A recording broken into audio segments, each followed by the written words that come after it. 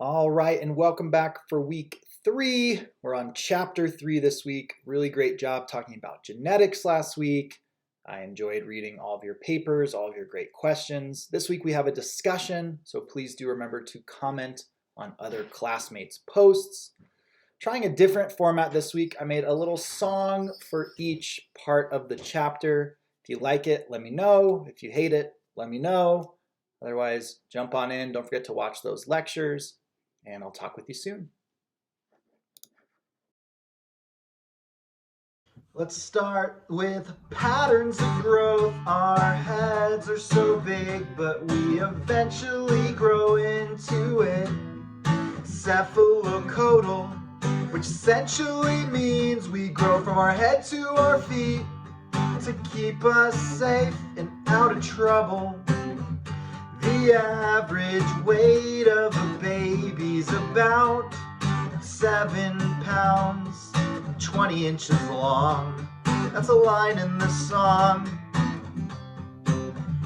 Our brains are working real hard when we're born. At about 2 years old, they'll be 3/4 of the size and weight that they'll eventually be. Our frontal lobes are in charge of decisions. Temporal lobes help us manage our language. Parietal lobes help us with sensations like touch. Our occipital lobes help us see. Sleep is so important. When we're born, we sleep for like 16 hours, or we'd be worn out with dreaming. It's REM sleep. Breastfeeding versus bottle eating. New research shows that breastfeeding can lower the risk of being overweight and high blood pressure. That is the first section in this chapter. Let's move on. Dynamic system theory. Infants learn motor skills by acting. Basically, when they perceive something, they act it out. We've got a bunch of reflexes, things we don't control. These are inborn traits that help us go, like knowing how to swim when we're placed in the water, or turning towards the thing that rubbed our cheek. It's called rooting. These are large muscle activities, like moving our arms, walking through cities. Gross motor skills are great. They help us throw a ball and walk straight down the stairs.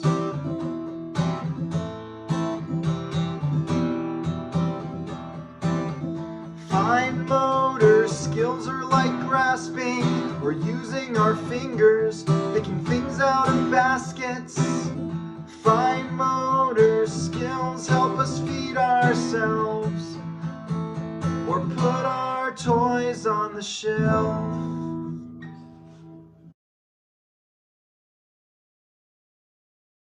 We use our eyes, ears, and nose, our tongue and our skin to sense the things around us. That's how they get in. The interpretation of our senses, we call it perception. That's how we can really make sense of it, how we can really get it. There's a bunch of ways that we can visually perceive. We can see all kinds of colors and visual acuities. There is depth perception. Learn about the visual cliff. Basically, babies are cautious. when there is a dip. We can also hear things, taste and smell them too. We also have a sense of touch, and that's how pain gets through. Intermodal perception involves two senses at once. We can hear a ball bouncing, and we can feel it with our touch. We know now that it's a little bit of both nature and nurture. We have inborn traits within us, but we can also learn. Perceptual motor coupling is reaching across the room while you maintain your balance and don't drop your balloon.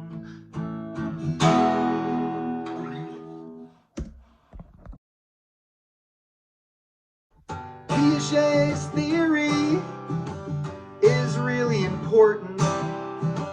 We create schemas that help us organize our knowledge. Assimilation is calling all animals dogs, whereas accommodation is how we understand that not all four-legged animals are called the same thing. The sensio-motor stage is when we put everything in our mouths.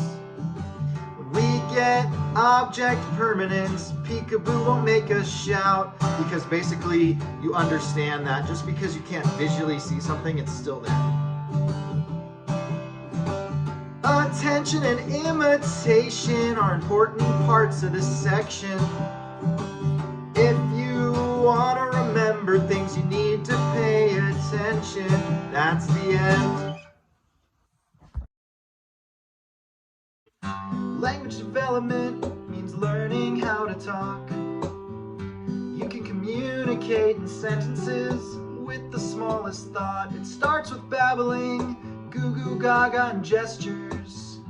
Things like cooing are just babies making suggestions. Two-word utterances, big car, dog run. 18 to 24 months, moving on to sentences when you're done.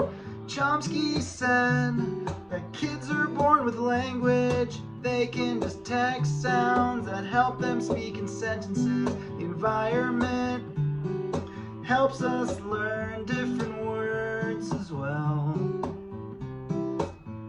Language development is cool and biologically determined, but research says we're capable